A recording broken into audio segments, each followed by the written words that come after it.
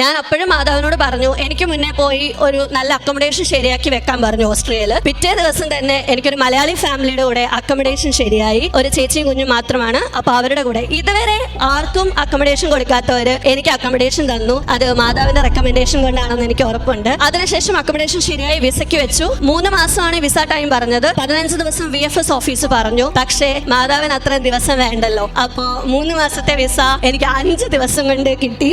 UK മനസ്സിൽ വിചാരിച്ചിരുന്ന ഞാൻ ഇപ്പോ ഒരു കൺട്രിയുടെ വിസ വിചാരിച്ചിരുന്ന എനിക്ക് 26 കൺട്രി പോകാനുള്ള ഷെങ്കൻ വിസയാണ് കിട്ടിയത്. എന്നെ സംബന്ധിച്ച് മാതാവ് എന്റെ ജീവിതത്തിൽ നടത്തിയ അത്ഭുതമായിട്ട് തന്നെയാണ് എനിക്ക് തോന്നുന്നത്. കാര്യം മനുഷ്യന്മാർക്ക് സാധിക്കാത്തത് പരിശുദ്ധ അമ്മയ്ക്ക് സാധിക്കും. ഞാൻ വെച്ച എല്ലാ ചുവടുവെപ്പിലും മാതാവിന്റെ കാശുരൂപം, മാതാവിന്റെ ഉപ്പ്, ഉടമ്പടി തൈലം, എല്ലാ കാര്യങ്ങളും എല്ലാ 2 ആഴ്ചയും ഞാൻ കുമ്പസാരിക്കുമായിരുന്നു. കുർബാന കൂടാൻ എനിക്ക് പറ്റുന്ന അവസരങ്ങളൊക്കെ കൂടുമായിരുന്നു. പരിശുദ്ധ അമ്മയുടെ റെക്കമെൻഡേഷൻ കൊണ്ട് കിട്ടിയതാണ്. ഞാൻ ഇന്ന് രാത്രി പോവുകയാണ് ഓസ്ട്രിയക്ക്.